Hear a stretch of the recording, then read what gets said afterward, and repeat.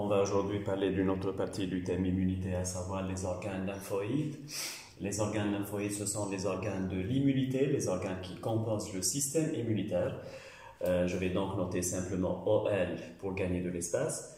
On distingue en gros chez l'être humain deux types d'organes lymphoïdes, des organes lymphoïdes primaires ou organes lymphoïdes centraux et les organes lymphoïdes secondaires ou organes lymphoïdes périphériques. Organes lymphoïdes primaires, il y en a deux chez l'être humain.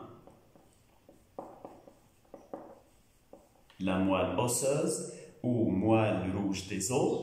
Donc, comme son nom l'indique, c'est un organe qui se trouve à l'intérieur d'un os du squelette, donc pas tous les os, généralement les os longs, par exemple l'humérus du bras, le fémur de la cuisse. L'autre organe lymphoïde primaire, c'est le thymus,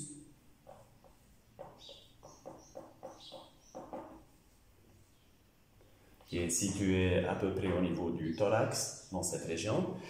Les organes lymphoïdes secondaires sont plus nombreux. On parle de, par exemple, les ganglions lymphatiques.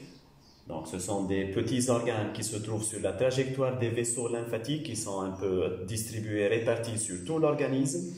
Il y a la rate qui est accolée à l'estomac. Il y a les amygdales qui se trouvent au niveau du pharynx. Donc. Et il y en a plusieurs autres. Donc, comment fonctionnent ces organes lymphoïdes? On va commencer tout d'abord dans la moelle osseuse. C'est une vraie usine. C'est un organe extraordinaire par le fait qu'au niveau de cette moelle osseuse, il y a quotidiennement production de milliards, je dis bien des milliards de cellules. Donc, c'est le siège de mitose très active, perpétuelle, qui ne s'arrête jamais, jour et nuit. Les cellules qui se divisent au niveau de la moelle osseuse sont des cellules embryonnaires, c'est-à-dire qu'elles ne possèdent aucun rôle spécifique dans l'organisme. Leur seule fonction, c'est se diviser par des mitoses successives. Ces cellules embryonnaires sont donc possédées par tout le monde. Les cellules qui proviennent de leur division mitotique vont avoir des destinées différentes, c'est-à-dire qu'elles vont s'engager dans des lignées différentes. Il y a par exemple une lignée qui va donner les hématies, qui va donner les plaquettes. Il y a une lignée qui va donner les différents types de cellules de l'immunité. On va mettre l'accent dans cet exposé sur deux types de cellules immunitaires, les lymphocytes T et les lymphocytes B. Comment se fait donc cette production de lymphocytes B et T?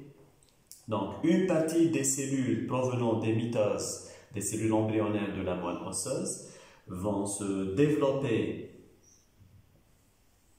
en lymphocytes pré-T. Un autre groupe de cellules filles de ces mitoses vont plutôt donner des lymphocytes pré-B. Vous connaissez déjà ce préfixe pré, ça veut dire avant. Donc ces lymphocytes pré-T, c'est une étape qui vient avant l'apparition des vrais lymphocytes T. Les lymphocytes pré-B vont aussi par la suite évoluer pour donner des lymphocytes B. Les lymphocytes B, donc, qui sont produits dans la moelle osseuse, vont acquérir dans ce même organe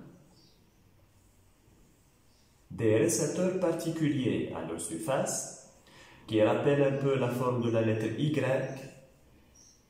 Parfois, on dit dans les documents, ce sont les récepteurs Y.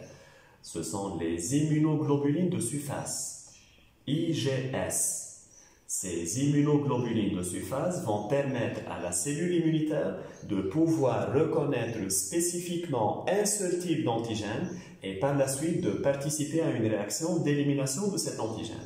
Le lymphocyte qui a déjà acquis ces IgS n'est plus un lymphocyte pré-B, mais c'est un lymphocyte B mature, ou bien on dit lymphocyte B immunocompétent.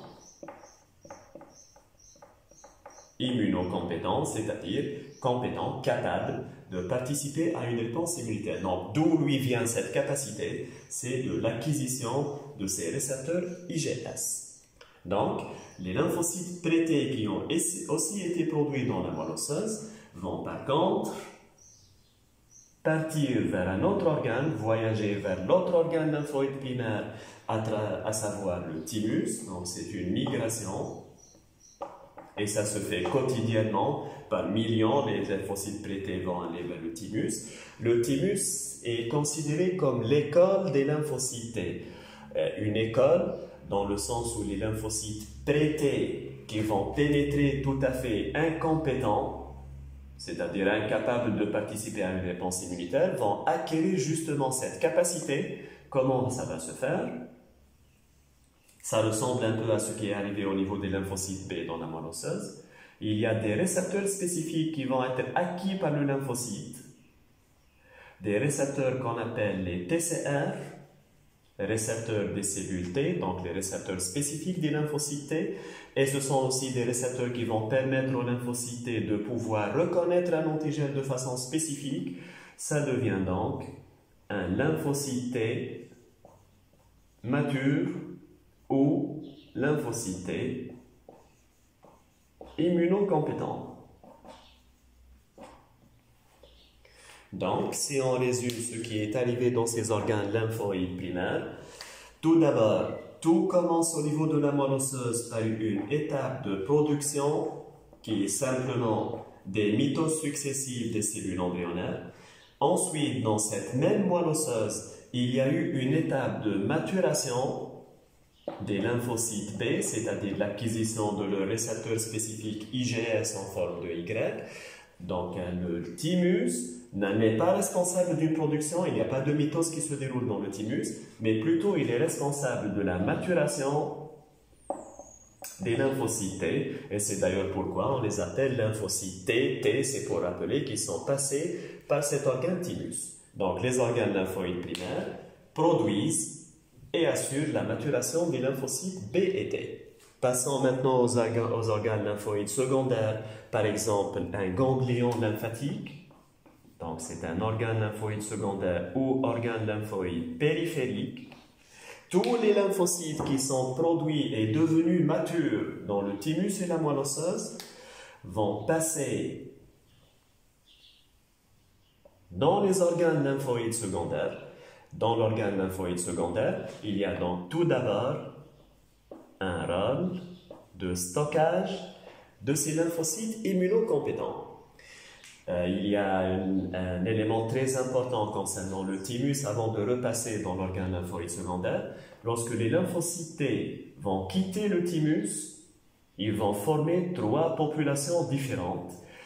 Différentes non pas par le TCR, c'est le même TCR, le même type de récepteur dans tous ces lymphocytes T, ça change selon la spécificité en fonction du type d'antigène, mais ce sont plutôt des lymphocytes, trois populations de lymphocytes T qui vont avoir des rôles différents au cours d'une réponse immunitaire.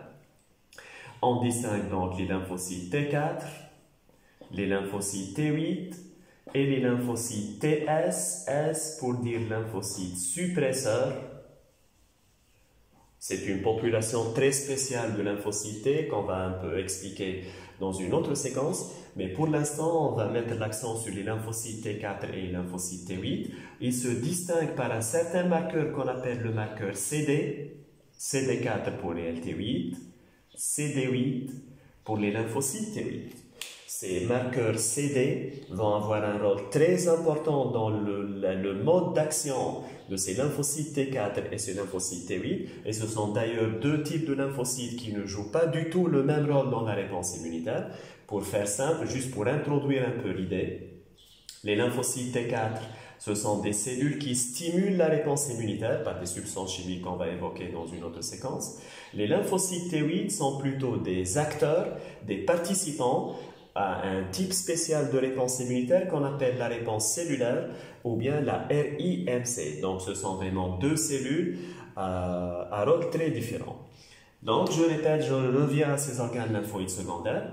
Les lymphocytes T4 immunocompétents, les lymphocytes T8 immunocompétents vont aussi être stockés dans l'organe lymphoïde secondaire. Donc, c'est un peu une caserne, un poste de police où il va y avoir plein de cellules immunitaires immunocompétentes. Le rôle de ces organes lymphoïdes secondaires va bien sûr dépasser largement cette simple fonction de stockage. Il y a un passage perpétuel des lymphocytes immunocompétents par ces organes lymphoïdes secondaires, c'est-à-dire que ce sont des lymphocytes qui ne vont pas tout le temps rester dans le ganglion. Ils vont circuler dans tout le corps, revenir au ganglion, recirculer, revenir, etc. C'est ce qu'on appelle déjà la surveillance immunitaire. Les lymphocytes circulent dans tout le corps à la recherche d'intrus, d'éléments étrangers qui ont pénétré dans l'organisme. Autre rôle des organes lymphoïdes périphériques, la rencontre avec l'antigène. J'ai noté Ag pour gagner de l'espace, c'est antigène. Dans ces organes lymphoïdes secondaires, certains lymphocytes spécifiques vont reconnaître un antigène. On va voir un peu les mécanismes dans une autre séquence. Et suite à cette reconnaissance, il va y avoir un phénomène de prolifération, c'est-à-dire une nouvelle multiplication des lymphocytes. Pourquoi je dis une nouvelle multiplication? On est déjà passé par une multiplication qu'on a appelée production, mais c'est très différent de la prolifération. La production, ce sont des mitoses de cellules pas encore immunocompétentes, et ça ne fait pas partie d'une réponse immunitaire proprement dite. Par contre, la prolifération concerne des lymphocytes déjà immunocompétents, et c'est une étape incluse dans la réponse immunitaire spécifique. Il va aussi y avoir dans les organes lymphoïdes secondaires un phénomène de différenciation. Ça veut dire que ces lymphocytes ayant reconnu l'antigène, ayant proliféré, vont subir des transformations de structure pour devenir vraiment capables d'éliminer l'antigène qui a pénétré dans l'organisme. Vous voyez donc que le terme secondaire ne veut pas du tout dire que ce sont des organes de moindre importance par rapport aux organes lymphoïdes primaires, mais ce sont simplement des organes qui possèdent un rôle différent.